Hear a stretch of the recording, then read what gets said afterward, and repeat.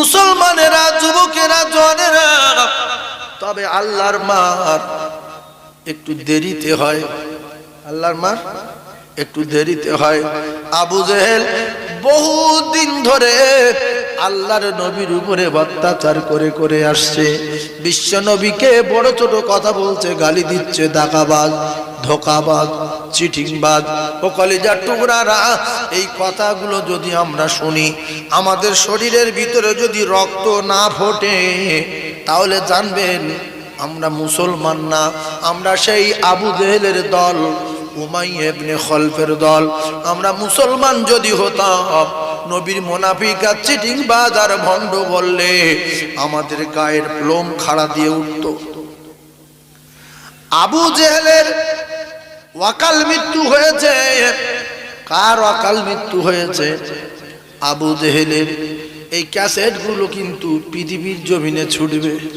আবু জেহেলের অকাল মৃত্যু হলো যে জায়গায়, যে যুদ্ধে শিখে রেখে দেন, সেই যুদ্ধটা হলো বদরের যুদ্ধ।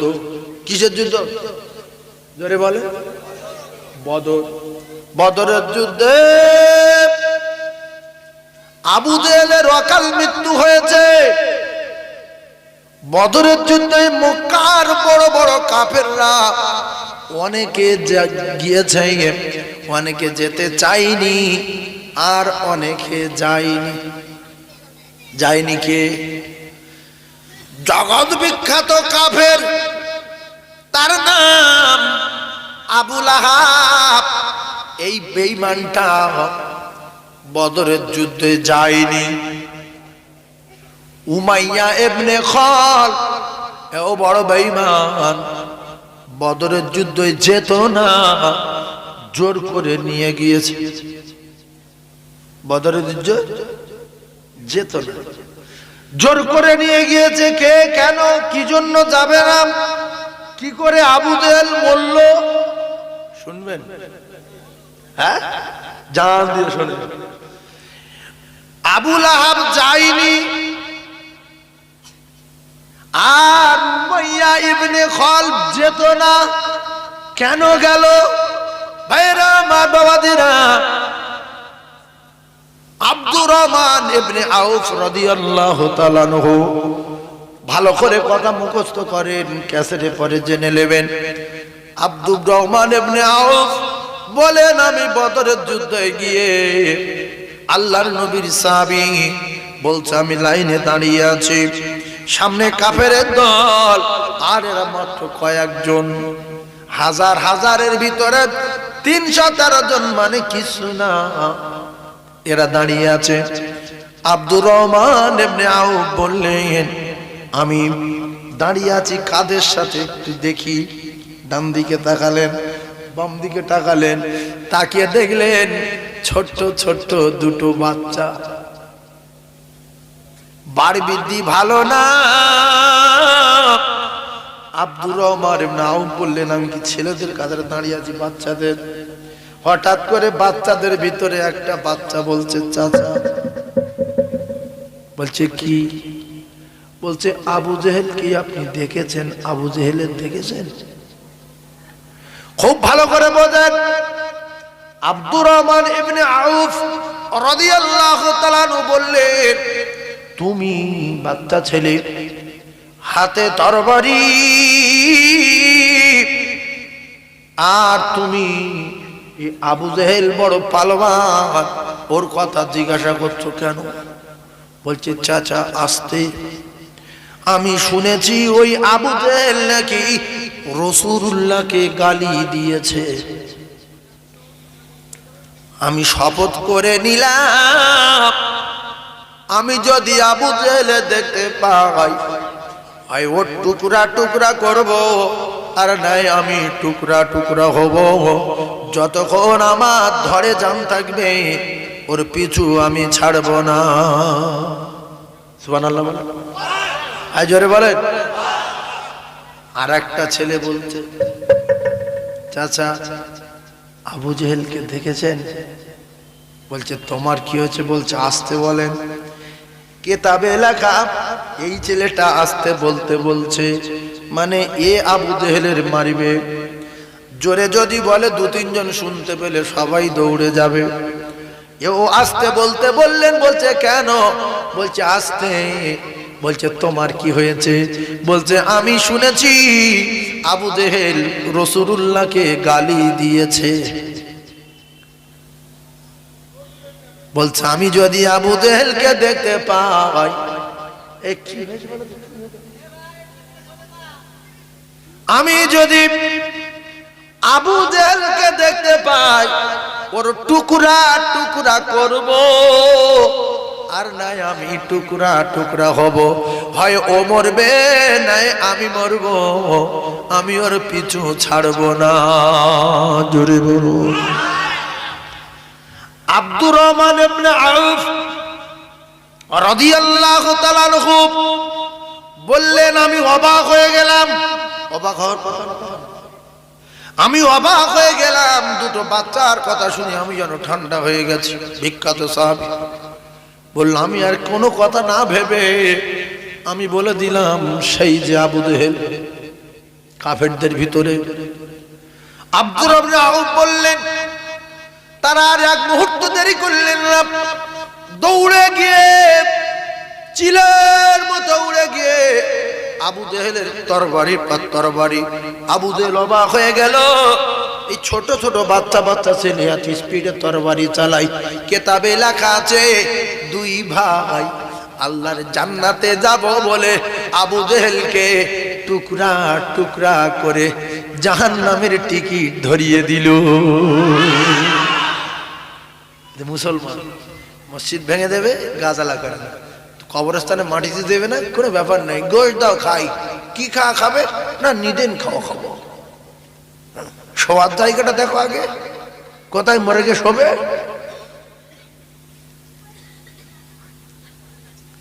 ভাইরা আমার, বাবাদিরা,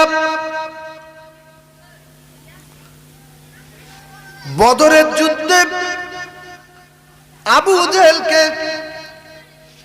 চির জন্মের মতো জাহান্নামের টিকিট ধরিয়ে দিলেন। দুটো ছেলে, ছোট্ট ছোট দুটো বাচ্চার হাতে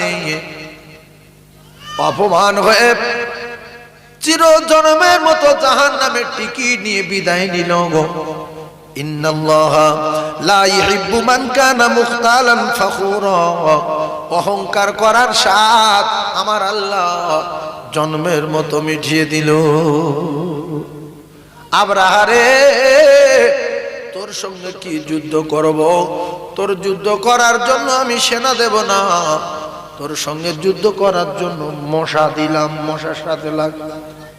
আবু জেহেল তুই বড় পালোয়ান, তোর সঙ্গে কি বড় বড় নেতা পাঠাবো, ওমর পাঠাবো, আলীর পাঠাবো, হামজার পাঠাবো, এই দুটো চুটকে সাথে লাগ।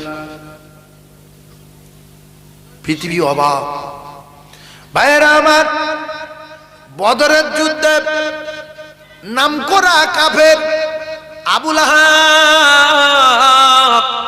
আবুল আহাব বদরের যুদ্ধ যায়নি। ঠান্ডা মাথায় তত্ত্ব বোঝার চেষ্টা করুন। এদিকে দেখা গেল উমাইয়া ইবনে খলফ মদিনায় যেতেন কোনো কাজে, ব্যবসায়। ভালো করে বোঝার চেষ্টা করুন, কোনো কাজে, কোনো ব্যবসায় গিয়ে আল্লাহ নবী সাহাবী সাদ ইবনে মুআজ রাদিয়াল্লাহু তাআলা আনহুর বাড়িতে থাকতেন। যেরকম আপনারা এখান থেকে আমাদের ওখানে গেলে, ভাই আমি শরীফুরের লোক, আমি সেই মতিয়ারের চাচা ভাই, আল্লাহ এই ঝড়খালি এসেছিলাম, রাত হয়ে গেছে, আমি কি বলবো, হেঁটে হেঁটে যাও, আমি কি বলবো বলো, যে ভাই তাহলে আমার বাড়ি আসেন, সকালে যাবেন, দুটো খাওয়া দাওয়া করেন, যায় শুধু ভাত দুটো খান। ও ভাবছে খাওয়ার দরকার নেই, থাকতে পারলে ভালো, জঙ্গলের রাস্তা। তো মতিয়ার ভাইয়ের নাম করলো, আজিবরের নাম করলো, আরো অনেকের নাম করলো, বেশ থাকার জন্য থাকতে দিলাম। তো মক্কার এই বড় কাফেরটা আল্লাহ রাসূলের সাহাবী সাদ ইবনে মুআজ রাদিয়াল্লাহু তাআলা আনহুর সঙ্গে দোস্ত ছিল। ভালো করে বুঝলেন?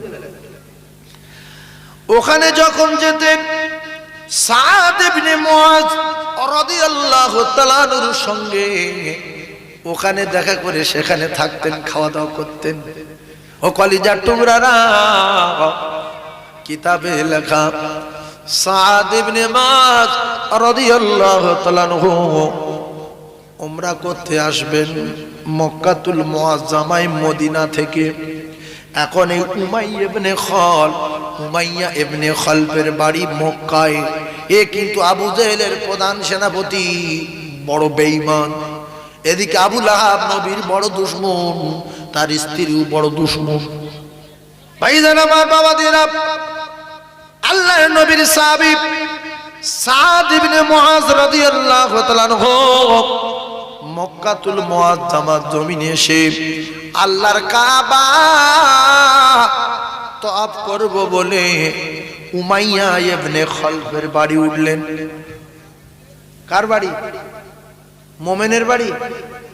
একটু কথা বলে।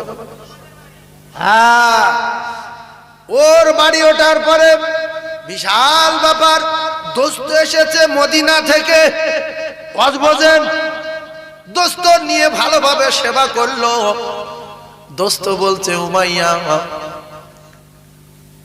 আমি আল্লাহর কাবা তওয়াফ করব, ফাঁকা টাইমে চত্বরে নিয়ে যেও, যাতে করে আমি সুন্দরভাবে তওয়াফ করতে পারি।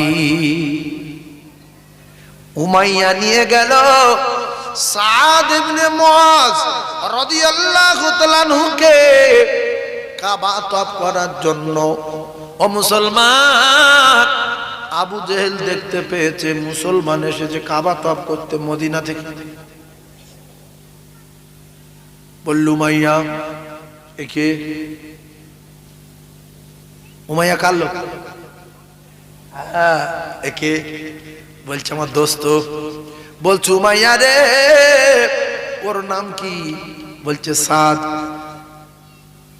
বলছে, উমাইয়া তুই শুধু আজকে ওর সঙ্গে ছিলি বলো বেঁচে গেল, নাহলে ওর 12টা বাজিয়ে দিতাম, মদিনা থেকে আসার 7 জীবনের মতো মিটিয়ে দিতাম।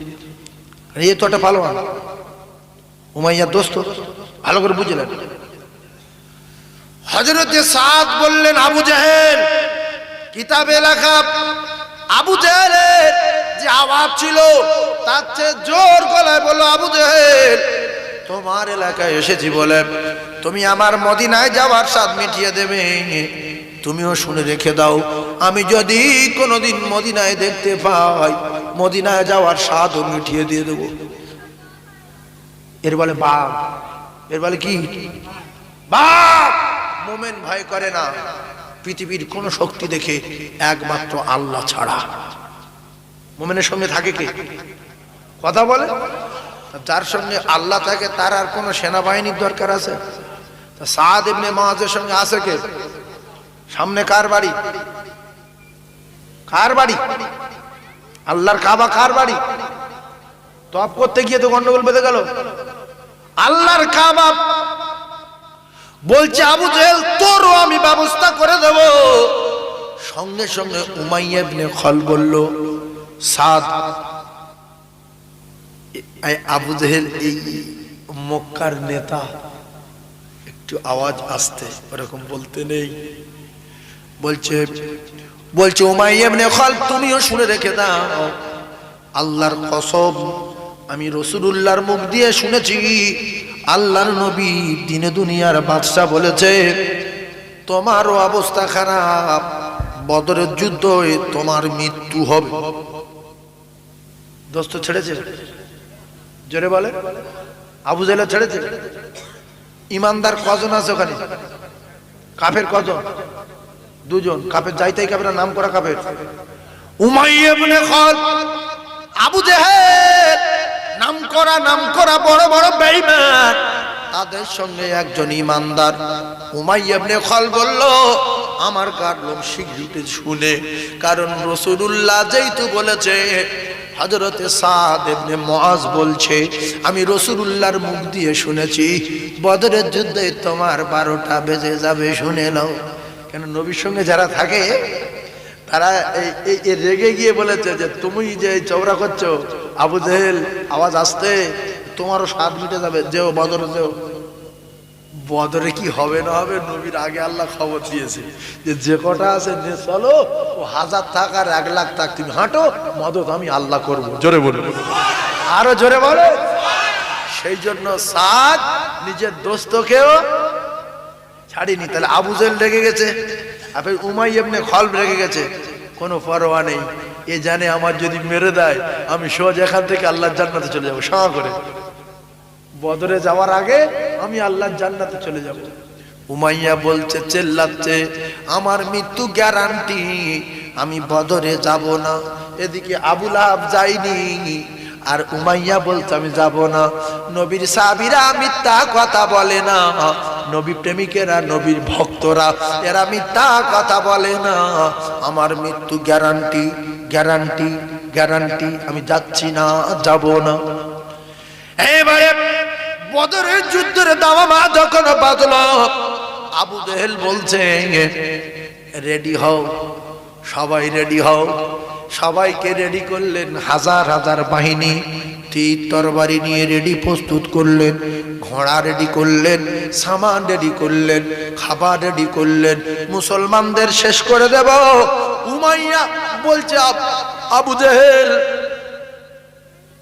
আমি যাব না, বিশেষ করে এই যুদ্ধে যাব না। খবর আছে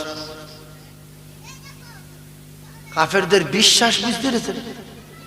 নবী যেটা বলে সেটা গ্যারান্টি, গ্যারান্টি, গ্যারান্টি। আর নবী সাহাবারা মিথ্যা কথা বলে না। মানে খোলের ভিতরের খবরটা, চাপা খবরটা, যেটা রাসূলুল্লাহ সাহাবায়ে কেরামদের নিয়ে আলোচনা করেছেন যে তোমাদের ভয় নেই, আমরা অল্প হলেও আমাদের সঙ্গে আল্লাহ রয়েছে, ওরা এই যুদ্ধে টিকবে না, সব লাইন আউট হয়ে যাবে। মরবে কে কে, এ মরবে, ও মরবে, এ মরবে, এর এখানে ওর ওখানে মৃত্যু হবে, এসব মরে যাবে। তাই উমাইয়া ইবনে খালব যখন বলল যে এ তো মক্কার লিডার, মক্কার বাদশাহ, সাদ কথা আসতে বলো। দেখছে দোস্ত ঘুরে গেছে, দোস্ত ও দলের লোক, আমি দোস্ত আমার হ্রাস করলো। দোস্ত তোমারও খবর আছে, রাসূলুল্লাহর মুখ দিয়ে শুনেছি তুমিও বদরে যাবে, তুমিও মারা যাবে, তুমিও ফিরবে না, লিখে রেখে দাও, ফিরবে না। এখন এইবারে যুদ্ধের ময়দানে যাবার জন্য আবু জেহেল যখন অনুনয় বিনয় করছে, সবাই রেডি হয়ে যাচ্ছে, উমাইয়া বলছে আমি যাব না। আবু জেহেল বলছে উমাইয়া তুমি যদি না যাও তাহলে মক্কায় অনেক কাফের বদরের প্রান্তরে যাবে না, কারণ লিডার যদি না যায় সঙ্গে সেলাসামটারাও যাবে না। যে অত বড় পালোয়ান যদি ভয় করে আমরা কি, আমরা যাব না। অনেক অনুনয় বিনয় করার পরে বারবার নবীর ওই সাহাবীর কথাটা কানে আওয়াজ আসছে, বদরে মৃত্যু হবে, বদরে মৃত্যু হবে, নবী বলেছে, কিতাবে লেখা। উমাইয়া বলল আবু জেহেল তাহলে মক্কার জমিনের সবচেয়ে যে ঘোড়াটা দ্রুত গতিতে চলে, ওই সবচেয়ে বিদ্যুৎ গতিতে যে ঘোড়াটা যায়, ওই ভালো পকিরাজের ঘোড়াটা, বাহনটা আমার দিতে হবে। কথা যদি দাও তাহলে আমি যেতে পারি।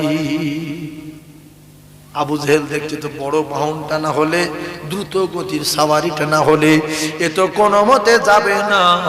এ যদি না যায় অনেক কাফেরও যাবে না। এখন দ্রুত গতি ঘোড়ার জন্য যখন আবু জেহেলকে বলল কিতাবে লেখা, আবু জেহেল এক কথায় রাজি হয়ে গেল, ঠিক আছে তাই দেয়া হবে। কিন্তু কিতাবে লেখা ঘোড়া নিয়েও শান্তি নাই।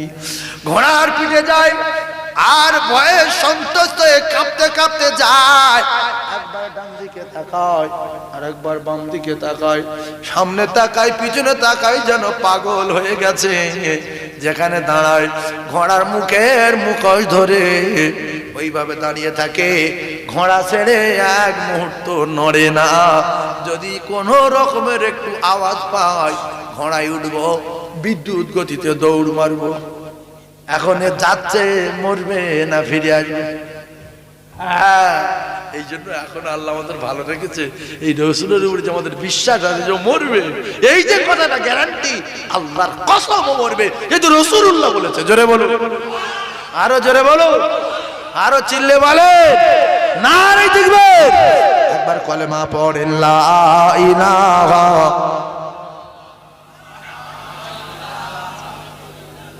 লা ইলাহা ইল্লাল্লাহু মুহাম্মাদুর রাসূলুল্লাহ। এই বেঈমানটা টেনশনে চিন্তায় যেতে যেতে আল্লাহর কুদরত বোঝা বড় দায়। সবার আগে এই বড় বেঈমানটা জাহান্নামের টিকিট ধরিয়ে দেয়। জোরে বলুন, আরো জোরে বলুন সুবহানাল্লাহ। সাহাবায়ে কেরাম বলেন আল্লাহ রাসূল বলেছিলেন যুদ্ধের আগে, ভালো করে কথা মাথায় রেখে দেন, ক্যাসেট হচ্ছে কোটি কোটি মানুষ শুনবে। আল্লাহ রাসূল বলেছিলেন যুদ্ধের আগে আবু জেহেলের এই জায়গায় মৃত্যু হবে, দাগ কেটে দিলেন। উমাইয়া ইবনে খলফের এখানে মৃত্যু হবে, দাগ কেটে দিলেন। খালি ময়দানে যতগুলো কাফেরের দাগ দিয়ে দিয়েছিল, সাহাবায়ে কেরাম বলে বদরের যুদ্ধ আল্লাহ যখন আমাদের জয়ী করে দিলেন, 313 জন সাহাবী হাজার হাজার কাফেরের টিকিট ধরিয়ে দিল। আমরা শেষের বেলা ময়দানে গেলাম, রাসূলুল্লাহ দাগগুলো দেওয়া নাম ধরে ধরে বলেছিল। সেই ময়দানে গিয়ে দেখতে পাই যার নাম ধরে যেখানে দাগ দিয়েছিল সেই কাফের সেই দাগের উপরে শুয়েছিল। আপনাদের খুব খারাপ লাগছে কি যে হুজুর ওয়াজ করে না, গল্প করছে? ভালো লাগছে না, লাগে না? এই নবীর মেম্বারে বসে বলছি, পরিষ্কার বুখারীর riwayat বলছি, কারণ এই ক্যাসেটগুলো যাবে, আলেম ওলামারা শুনবে। আর এরা আবার আবু জেহেলের নামে লিখেও দিতে পারে আবু জেহেলের মৃত্যুর ঘটনা। এগুলো তো তালবিতাল কাজ কারবার। সেই জন্য ঘটনা যদি সহি না হয় তাহলে তারা আমার ধরবে। সেজন্য আমি খুব সাবধানে বলছি, এ কলাক লোক আছে না আছে ওরা কিন্তু দেখবে না, ওরা দেখবে বাসন্তী সাইফুল্লাহ ওয়াজ করেছে, ওয়াজটা শুনে যায়। এই জন্য বেশি বার বৃদ্ধি ভালো না। তো আল্লাহ অনেকদিন পরে আবু জেহেলের মারল। আল্লাহ চাইলে তো মুহূর্তের মধ্যে মেরে দিত, আল্লাহ নিজে বললে তো আবু জেহেল মরে যেত। এই যে আমরা একটা বাজে কথা বলি, আল্লাহ মুসলমানদের উপরে যারা অত্যাচার করছে এদের মেরে দিতে পারো না? নামাজ নেই, রোজা নেই, কিচ্ছু নেই, উজু নেই, পেট করে পানি নেই, সেই বলছে চা খেতে খেতে। আল্লাহ কি মুসলমানদের বাঁচাইতে পারে না? আল্লাহকে তোর জন্য কি বাঁচাবে? তুই তো গাঁজা খাও, এই গাঁজা তুই এই বাঁচার জন্য কতবার মসজিদে গিয়ে কেঁদেছিস, তাহাজ্জুদের নামাজ পড়ে কতবার কেঁদেছিস বল? একটা মালিকের কাছে সব সময় যদি কোনো দাবি নিয়ে যাওয়া যায়, 1 মাস 1.5 মাস 2 মাস, সে একদিন বলবে আচ্ছা যা তোদের রাস্তা পিছ ফেলে দেবো, যা। এটা মন্ত্রীর কাছে একটা দাবি নিয়ে বারবার যান, তাড়িয়ে দিল ফের যান, মানলো ফের যান, 3 বারের মাথায় গেলেও মনটা নরম হয়ে যাচ্ছে, এত বিদ্যুৎ করুন ফের আসলো, ফের মেরে একজন মাথা ফাটি দিল, ফের আসলো, যা তোদের রাস্তা 20 ফুট চওড়া করে 1 ফুট মোটা করে ঢালাই ফেলে দেবো, যা। বারবার মালিকের কাছে গেলে মালিকের ক্ষোভ দুঃখ ব্যথা বেদনা যা থাকে সব মালিক ভুলে যায়, যায় না? যায় না? আপনি মালিকের চুরি করেছেন, মালিক বার করে দিল, ফের যাবেন যে কাকু কথা দিচ্ছে জীবনে চুরি করবো না, ফের লাথি মেরেছে, ফের দিন পরে কাকু ফের তুই এইছিস, ফের তুই এইছিস জানোয়ার, ফের যদিও ফিরিয়ে দেয় বাড়ি মেরে, আবার 2 দিন পরে ফের যদি যান যে মালিক আমি কথা দিচ্ছি আর করব না, ওই মালিককে আর ফিরিয়ে দিতে পারবে? যে সত্যি অন্যায় করে চারে যেরকম কাকুতি মিনতি করছে আর করবে না। আল্লাহর কসম আমরা মদ খেয়েছি, চুরি করেছি, ডাকাতি করেছি, জেনা করেছি, গুনাহ করেছি, অন্যায় করেছি, আল্লাহর চোখে সব ধরা আছে।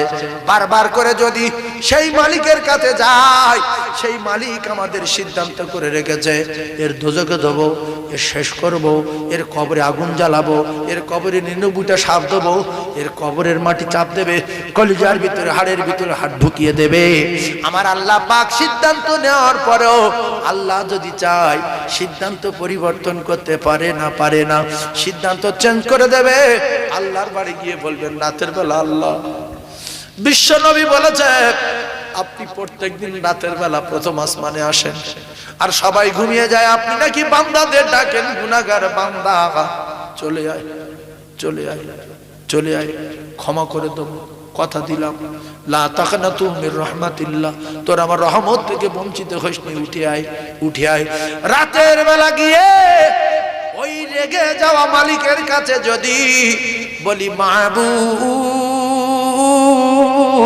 আর করব না, প্রথম দিন কবুল হয়নি, দ্বিতীয় দিন কবুল হয়নি, 15 দিন কবুল হয়নি, 20 দিন কবুল হয়নি, 1 মাস পরে দেখবেন আপনার কলিজার ভিতরে অন্য একটা মহব্বত পয়দা হয়ে গেছে, আপনি যেন আলাদা রকম হয়ে গেছেন, তখন জানবেন আল্লাহ পাক আপনার ক্ষমা করে দিয়েছে। এই জন্য যারা নামাজে স্বাদ পান না, ভালো করে নামাজ পড়বেন, দেখি স্বাদ পায় কিনা। ইমাম সাহেব সালাম ফিরিয়ে দিয়ে যদি কি হয়েছে, ইমাম সাহেব সালাম ফিরিয়ে দিয়ে যায় দেখবে, ইমাম সাহেব 1 মিনিট পরে এসছে তো কি হয়েছে, ইমাম সাহেব 30 সেকেন্ড পরে এসছে তো কি হয়েছে, 2 মিনিট দেরি হয়ে গেছে, আপনার গাজালা করছে কেন, মুখ্য বলে? আল্লাহ রাসূল বলেছে যদি নামাজের জন্য বসে থাকে আপনার তো জীবন ধন্য। ইমাম সাহেবের আরো চা খাওয়ানো দরকার, যে হুজুর গো 7:30টায় জামাত, আপনি 7:32 এসেছেন, সেই জন্য আপনার 1 কাপ চা খাচ্ছি। ভালো করে ওয়াজ বুঝবেন, মিডিয়া চলছে মানে বুঝতে পারছেন, সেজন্য আপনার 1 কাপ চা খাওয়া উচিত। ইমাম বলবে কেন? তখন আপনি বলবেন আল্লাহর নবী বলেছে জামাত ধরতে গিয়ে 10 মিনিট 15 মিনিট আগে থেকে বসে থাকবে, গাছের পাতা যেরকম ঝরে ওই রকম গুনাহ ঝরবে। আর যতক্ষণ ইমাম সাহেব না আসবে, জামাতের টাইম হয়ে গেছে, কোনো কারণে 1 মিনিট দেরি হয়ে গেছে, আপনার খুশি হওয়া উচিত, ওই 1টা মিনিট তো আপনার গুনাহগুলো ঝরছে। তাই ইমামের বলবেন আপনার চা খাওয়াই, আপনার জন্য আমার 2 মিনিট বেশি গুনাহ ঝরেছে। জোরে বলুন। এই হাদিস যদি মানুষ জানতো তাহলে ইমামের পিছনে কুটকুট কুটকুট করতো না। চা খাবেন, যদি 2 মিনিট দেরি করে আসে চা খাবেন, যে হুজুর চা খান কেন গো, বলবেন রাসূলুল্লাহ বলেছে নামাজের জন্য সময় দিয়ে বসে থাকলে গাছের পাতার মতো তার গুনাহ ঝরে যায়, তার গুনাহ ঝরে যায়, সে বেগুনাহ মাসুম হয়ে যায়। জোরে বলুন সুবহানাল্লাহ। ভাইয়েরা আমার, বাবাদিরা, মুসলমানেরা, যুবকেরা, জওয়ানেরা, ও ভাবিরা, খালারা, আপনাদের একটুখানি বলি, এতক্ষণ বলে আসছি বিশ্ব নবী হাবিবুল্লাহর কথা, আকায়ে নামদার তাজদার মদিনার জামানায় কাফেরদের কথা, যারা যাদের বড় বড় বার বৃদ্ধি ছিল, যারা আল্লাহ রসুলের দুশমন ছিল, সাহাবায়ে কেরামদের দুশমন ছিল, আল্লাহ পাক তাদের যুগে যুগে শেষ করে দিল। এখন যারা মুমিনের শত্রু হবে, আল্লাহ পাক একটু দেরিতে আল্লাহ তাদের 12টা বাজিয়ে দেবে। ভাইজান আমার, বাবাদিরা, কলিজার টুকরা মায়েরা, বোনেরা, বেটিরা, আমি আপনাদেরকে জানিয়ে দেই লজ্জা শরম প্রায় শেষ হয়ে গেছে, লাগালাগি লজ্জা নাই। আগে মানুষ বেটা ছেলেদের দিকে মা বোনেরা তাকাতো না, এখন বেটা ছেলে তাকাতে লজ্জা পায়, মেয়েরা থাকে না, থাকে। বেটা ছেলের লজ্জা লাগে তো নারীর লজ্জা লাগে না। আল হায়াউ শুবাতুম মিনাল ঈমান রে মা, লজ্জা শরম হলো ইমানের অঙ্গ। আপনার শাশুড়ি মাকে দিয়ে শিক্ষালেন, আপনার শাশুড়ির মায়ের দিয়ে শিক্ষালেন। ও ভাবিরা, খালারা, তারা বুড়ি হয়ে গেছে, বৃদ্ধা হয়ে গেছে, তাদের মুখের দিকেও কেউ তাকাবে না। তথাপি কাপড় মুড়ি দিয়ে, ঘোমটা দিয়ে পুরুষটাকে যাচ্ছে, তার দিকে তাকায় না। শরীর স্বাস্থ্য ভালো না শরীর স্বাস্থ্য খারাপ, ফর্সা না কালো, দেখার দরকার নাই। তারা একটা কথা জানতো, পর পুরুষের মুখের দিকে তাকানো মানে গোনা। পর পুরুষের মুখের দিকে তাকানো মানে গুনাহ। এই গুনাহটুকু বুঝতো, গুনাহ বুঝতো, পাপ বুঝতো। এরা গুনাহও বোঝে না, পাপ বোঝে না। ভালো ছেলে যদি গ্রামে ঢোকে একটা মেয়ে আর একটা মেয়ের খবর দিচ্ছে যে ওদের বাড়ি একটা ছেলে এসছে, দেখবি আয়। বলছে শুধু দেখলে হবে না, ফোন নাম্বারও লাগবে। ভাইজান আমার, বাবাদিরা, ভাবিরা, দুনিয়ার জমিন বেশি দিনের জন্য না। বেটা ছেলেদের যেরকম গোসল করা হয় আপনাদের ওই রকম গোসল করাবে। তবে বেটা ছেলেরা করা হয়, আপনাদের মেয়ে ছেলেরা করায়। বেটা ছেলে যখন গোসল করায় জামা খুলে নেবে, গেঞ্জি খুলে নেবে, আর আন্ডার প্যান্ট পরে থাকলে খুলে নেবে, শুধু জাইয়াটা কোনো রকমে রেখে দেয়। জাইয়াটা রেখে দিয়ে ওইভাবে মাটি দেয় কাপড় জড়িয়ে। কারণ সামান্য একটা জাইয়া ও আর খুলে কি করবো, মান সম্মান শেষ। জাইয়া খোলে না, ওইভাবে দেয়, খুলে নেবে। আল্লাহু আকবার। জাইয়াটা করে রেখে দিতে বিশাল খেলে দিল। হ্যাঁ, জাইয়া খুলে নেবে। একটু বোঝার চেষ্টা করুন, তাহলে জাইয়ারও যাওয়ার কায়দা নাই। ও ভাবি, কোথায় আপনার জামা, কোথায় আপনার শাড়ি, কোথায় আপনার পরনার কাপড় চোপড়? সুন্দর করে পানি গরম করবে, ফুলের পাতা দিই কার নিমের পাতা দিই হালকা গরম করুক আর যাই করুক, গোসল করিয়ে সাদা কাপড় পরিয়ে দেবে। হাতের চুড়ি খুলে নেবে, হাতের আংটি খুলে নেবে, নাকের ফুল খুলে নেবে, কানের দুল খুলে নেবে। ভাবি রে, কোথায় সেই 5টা কলিজার টুকরা ছেলে, কোথায় 3টে মেয়ে, কোথায় জানের টুকরা স্বামী, কোথায় কলিজার টুকরা আব্বা, কোথায় সেই ভিডিও কলের বন্ধু, কোথায় সেই অডিও কলের বন্ধু? আজকে কেহ নাই, কেহ নাই সঙ্গে রে। সবাই গেল কবর পর্যন্ত। ভাবি, কেউ বলছে খাটিয়াটা এইবারে লিয়াই, কেউ বলছে তলাতে কাপড় দে নাইলে মাজা বেঁকে যাবে, কেউ বলছে কলেমা পড়তে পড়তে লাবা। আল্লাহর কসম, নবী বলেছে সব শুনতে পাবে, শুধু কথা বলতে পারবে না। ইমাম বলছে বড় ছেলেটা নামো, বড় ছেলে বলছে আমি নামবো না। মেজো ছেলে নামো, বলছে আমার দ্বারাই হবে না। আব্দুর রহিমের বাপ লাভ বলছে কি করবো আমি লাভি, তোরা লাভবি না। ও কলিজার টুকরা মায়েরা, আপনি শুনতে পাবেন, কিছু বলতে পারবেন না। ও আমার আব্বা জান মুরব্বি, শুনতে পাবেন, কিছু বলতে পারবেন না। তাই এসেছিলেন একা ভাবে, একা কবরে যেতে হবে। ইয়াউমা ইয়াফিরুল মাররু মিন আখিহি ওয়া উম্মিহি ওয়া আবিহি ওয়া সাহিবাতি ওয়া বানিহি। কোটি কোটি বার শুনেছেন না, আপনার মা, না আপনার বাপ, না আপনার জানের টুকরা বেটা বেটি, না আপনার বন্ধু বান্ধব কেউ পরিচয় দেবে না, কাপড় চোপড় কেউ সঙ্গে যাবে না, একা কবরে যেতে হবে। ময়দানে মাশরে দিন আপনি যখন এদের কাছে যাবেন ধরতে, এরা সব দৌড় মারবে, ঘুরে তাকাবে না, শুধু বলবে একটাবার আমার দিকে তাকা, আমি তোর উমুক। বলবে চিনি না, চিনি না, চিনি না। আল্লাহর রাস্তে বলছি ভাবি, ভিডিও কল করবেন না, উল্টো পাল্টা জিনিস দেখাবেন না। বলছে ভাবি মাথার কাপড়টা টানো, চুলটা দেখি, চুল পেকেছে না কাঁচা আছে, কালার কিরকম দেখি, মুখের কাপড়টা সরাও। ও ভাবি, ভিডিও কলে পর পুরুষের মাথার চুল দেখানো সুন্নত না মুস্তাহাব? বলেন এই ভাই, ঠিক বলি। কিন্তু মেয়েরা জানে না হারাম। ওরা মনে করে দেখবো তা কি হয়েছে, মাথার চুল দেখে দেখুক, একটু মুখ দেখে দেখুক। ও তো ভিডিও কলে ডাইরেক্ট না। ও কলিজার টুকরা ভাবিরা, একটুখানি বোঝার চেষ্টা করুন। ঘরের দরজা দিয়ে যদি ভিডিও কল করেন লাইট জ্বালিয়ে, ঘরের ভিতরে কেউ নাই, আল্লাহর কসম ভাবি, আমার আল্লাহ আছে না নাই? আল্লাহ বলেন ইন্নাল্লাহা সামিউম বাসীর। ও কলিজার টুকরা ভাবিরা, গুনাহ করবেন কোন জায়গায়, সেই জায়গার নাম কি? আমার আল্লাহর চোখ সেখানে যায় না, আমার আল্লাহর কান সেখানে যায় না, ওই কথাটা আল্লাহ শুনতে পায় না, ওই জায়গায় আল্লাহ দেখতে পায় না। আল্লাহ বলেন ওয়া নাহানু আকরাবু ইলাইহি মিন হাবিলিল ওয়ারিদ।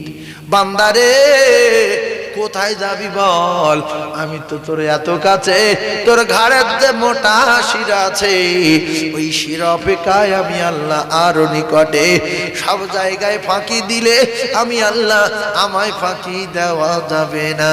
ফামাই ইয়ামাল মিসকালা যাররাতিন খায়রান ইয়ারা ওয়া মান ইয়ামাল মিসকালা যাররাতিন শাররান ইয়ারা।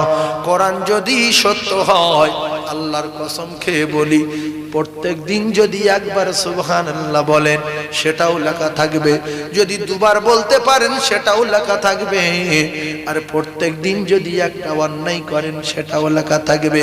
এক যাররা পরিমাণ ভালো বাদ যাবে না, এক যাররা পরিমাণ মন্দ বাদ যাবে না। যতটুকু করবেন ততটুকুর বদলা আল্লাহ দিয়ে দেবেন। এজন্য আল্লাহ বলছে যাররা পরিমাণ ভালো কাজ করলে পাবে, যাররা পরিমাণ মন্দ কাজ করলে পাবে। সেই জন্য আমরা পিছনে কি করেছি ভাবি, আর মসজিদে গিয়ে কাঁদি। ও ভাবিরা, খালারা, যেরকম বেটা ছেলেরা কি করেছে, যে করেছে সেই জানে, ভাবিরা যে যা করেছে সেই জানে। স্বামী জানে না, মা জানে না, বোন জানে না, খালা জানে না, বেটা বেটি জানে না, কিন্তু আমার আল্লাহ জানে না, জানে না। এই জন্য নিজের গুনার ভয়ে আর নিজের পাপের ভয়ে, জাহান্নামের আযাবের ভয়ে নির্জনে ঘরের ভিতরে বসে, ও ভাবি গো, রাতের বেলা আল্লাহ প্রথম আসমানে আসে, 2 রাকাত নফল নামাজ পড়ে আল্লাহর কাছে বলার দরকার আছে না নাই? স্বামী তো খুশি হবে যে আমার গিন্নি তাহাজ্জুদ পড়ে। কেন তাহাজ্জুদ পড়তে ওই যাবে,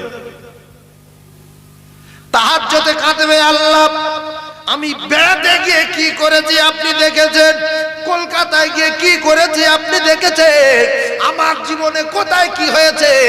বিয়ের আগে কজনার কাছে ফোন করেছিলাম, কজনার সঙ্গে সম্পর্ক ছিল, আপনি দেখেছেন, তাদের সঙ্গে অনেক উল্টো পাল্টা কথা বলেছি, গোনা হয়েছে।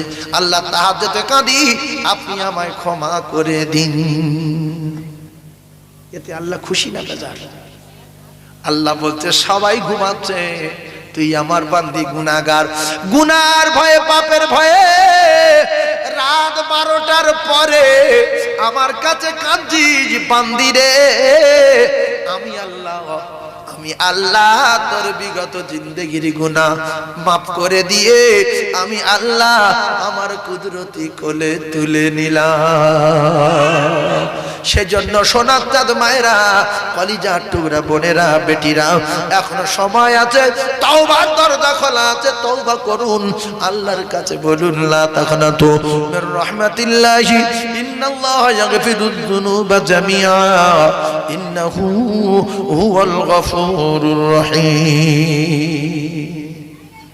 এই এখানে ওয়াজ শুনলে মনটা নরম হয়ে যায় যে এইবার থেকে আমল করব, আর ভাত টাত খেয়ে উঠে গেলে যাই কি সেই হয়ে যায়, যা ছিল তাই হয়ে যায় না? হ্যাঁ, এইগুলো চেঞ্জ করতে হবে, যে না, এটা ইবলিস ধোঁকা দেয়, বিশ্বাস করুন।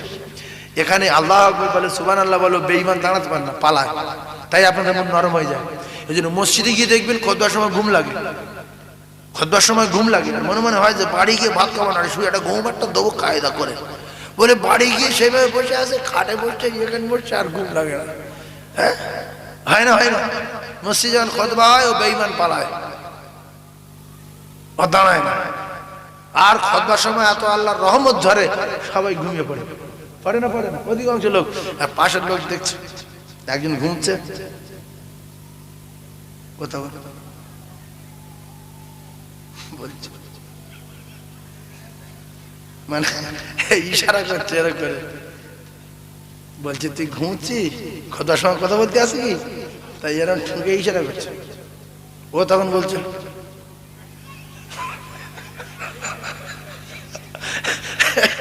হয় না, হয় না? খুতবার সময় যদি কেউ চুপ বলে, সুন্নত না মুস্তাহাব? শুধু বলছে চুপ কর, চুপ বলা সুন্নত, চুপ বলা কি? কেউ যদি খুতবার সময় কথা বলে বা উল্টো পাল্টা করে, তার চুপ করতে বলা কি বললাম? সুন্নত না হারাম? চুপ করতে বলা হারাম, যদি চুপ কর এটাই বলা যাবে না। কিন্তু আমরা অনেক মানুষ লেখাপড়া জানি না, বুঝি না। একজন খুতবা হচ্ছে, একটা ছেলে ওই দরজার মুখে ঢুকে, কাকাটু সর বসি, তুই এত লাস্টে আমার সরাচ্ছিস বরং, ওদিকে কিন্তু ইমাম খুতবা পড়ছে, এও শেষ এও শেষ। সেই জন্য ঘাড়ে বসুক, কাঁধে বসুক, সরস্বতী বলুক, মুখ বন্ধ করে পিঠ দিতে হবে, পিঠ। তুই চলে যা, আমি মনে মনে এ কথা বলা যাবে না। বলছে কাকা সরে যাও, এবারে কিন্তু জায়গা নেই। আপনার ইজ্জত বাঁচানোর জন্য, আল্লাহর গজব থেকে বাঁচার জন্য, ইমানকে মজবুত করার জন্য পিঠ দিয়ে দেন। আমি তো কথা বলতে পারবো, সেই জন্য পিঠ দিচ্ছি, কথা বুঝাচ্ছি না ভাইরা আমার বাবাদিরা। ওর বলা যাবে না তুই এত লাইট এসে আমার সত্যি বলিস, আমার ছেলেদের নাম জানি আমি কে, কোনো কথা চলবে না। খুতবার সময় চুপ করতে বলা যাবে না, ইশারা করা যাবে না, ঠেলাও যাবে না, বলাও যাবে না। কারণ হলো খুতবার সময় আল্লাহর নবী দিন দুনিয়ার বাদশাহ চুপ থাকতে বলেছে। খুতবা শুনতে হবে জান দিয়ে, ধ্যান দিয়ে। ও জায়গায় বেঈমান থাকতে পারে না। এত আল্লাহর রহমত ধরে খুতবা যারা শোনে, ও কলিজার টুকরা, তারা আল্লাহর হুকুম আদায় করে। খুতবা শোনা ওয়াজিব। একবার জোরে বলুন সুবহানাল্লাহ। তাহলে আজ থেকে যারা মসজিদে যাবেন, খুতবার সময় দুনিয়ার লোক কথা বললো, আমি কথা বলবো না। আর ছোট ছোট বাচ্চারা গিয়ে মসজিদে অত্যাচার করে না, করে না, এর আরো নিয়ে যাবে। যার 4টে নাতি সব কটা নিয়ে যাবে, যার 5টা নাতি পুতি চাষবাদ ছেলেটা তার ডেকে নিয়ে আসবে, সব বাচ্চাদের মসজিদে ঢুকে দেবে, লাপাত জামদিক চেল্লাট। আপনার গায়ে জ্বালা বাজছে কেন? আপনি কি মসজিদটা বিরান করে দেবেন বলে লেগেছেন? ওদের নামাজ পড়ানোর ট্রেনিং দিতে হবে না? হিন্দুরা তাদের বাচ্চাগুলো নিয়ে মন্দিরে নিয়ে করছি, এইটা অমুক ঠাকুর, এইটা অমুক ঠাকুর, এইটা অমুক ঠাকুর। এখানে টাকা দিতে হয়, ওখানে প্রণাম করতে হয়। সামনে বারে এসে কিন্তু ফের জিজ্ঞাসা করবো কোনটা কোন ঠাকুর। আমরা আমাদের ছেলেদের নিয়ে মসজিদে যাব, এটাকে মেম্বার বলে, এটাকে এই বলে, ওটাকে এই বলে, ওইটা কোরআন শরীফ, এখানে ইমাম দাঁড়ায়, এখানে এই হয়, মসজিদে এরকম নামাজ পড়তে হয়। সেখানেও তো দূরের কথা, মসজিদে বাচ্চা নিয়ে যাচ্ছে, এরা আবার রাস করছে। বরাবর আপনি ছেলে বুলালেন কেন? কত বড় মুখ খুঁয়ে ছেলে এনেছে, তো আপনার কি হয়েছে? তাহলে আমাদের সন্তানদের মসজিদে নিয়ে গিয়ে মসজিদে নামাজ পড়ানো শেখানোর দরকার আছে না নাই? রাসূলুল্লাহ নামাজ পড়ছে, মুসলমান শুনেলেন, রাসূলুল্লাহ দুটো নাতি গিয়ে পিড়ি চালে উঠেছে। এই মুসলমানের বাচ্চা পিড়ি চালে উঠেছে। কার পিড়ি চালে উঠেছে? রাসূলুল্লাহ। রাসূল তখন সেজদায়। এবার নবী মাথা তুলতে পারছে না, দুই ভাই সব উঠে ঘাড়ে। কে কে? এই হলো ওয়াজ শোনালো হাসান আর হুসাইন। মাইক বিরাট জোর, তুমি বসুন, কমিয়ে দেবে, টিয়া না সরে দাও, না হাত দেবে না, খবরদার। তো হাসান আর হুসাইন এরকম মাইক হলে ওয়াজ করে আসা মেটে। আমি কত আসতে বলছি এবং কত দূর থেকে, দেখেন তো, 1 বিঘা দূর থেকে বলছি, তাও একরকম আওয়াজ। আর অনেক মাইক হলে আছে, হুজুর মুখটা ঠেকে বলে, আপনি সরে যাচ্ছেন কেন? এই তুই ওয়াজ শেখাবি আমাকে? তুই কালকের লোক, 27 বছর ওয়াজ করছিস, তুই কে রে? হ্যাঁ, আসলে এই মাইক্রোফোনের দামগুলো 250 টাকা, 150 টাকা, 350 টাকা। ও এরকম ছাড়া হবে না। আর বিশ্বাস করুন, এখান থেকে কথা বলছি, মাইক্রোফোন কোথায়? এখানে তো এই ভালো শোনা যাচ্ছে না, যায় না, কথা বলেন, যাচ্ছে না, যায় না। এই মাইক নেবেন, বক্তারা যান ঠান্ডা হবে, ওয়াজ করে শান্তি পাবে। কেসাল মার্কা মাইক নিয়ে ফুরফুরা পীর সাহেবদের, আলেমদের কষ্ট দেবেন না। এই মাইকটা যাক, তার মাইকটা নেবেন, সারা জীবন এই এলাকায় জলসায়, আলেমরা শান্তি পাবে। ভাইরা আমার, বাবাদেরা, যুবকেরা, জনেরা, একটু বোঝার চেষ্টা করুন। আমি আপনাদের যে কথা বোঝাচ্ছিলাম ওখান থেকে আবার শুরু করব। একবার দরুদ শরীফ পড়ুন। আল্লাহুম্মা সাল্লি আলা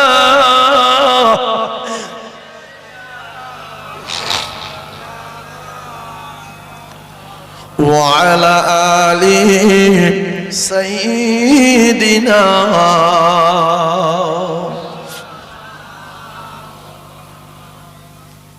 কোথায় ছেড়েছি বলেন জি?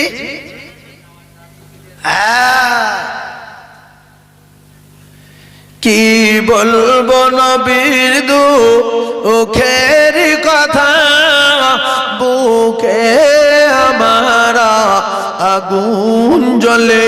কি বলবো নবীর দুঃখের কথা, বুকে আমারা আগুন জ্বলে।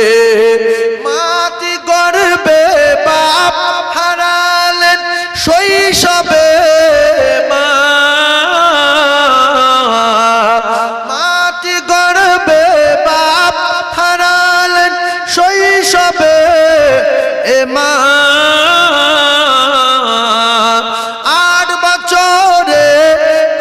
বছরে দাদু হারালেন। খোদার কি মহি ইমা দেখলো না বাপের মুখ কি ব্যথা অন্তরে। কি বলবো নবীর দুঃখের কথা, বুকে আমারা আগুন জ্বলে।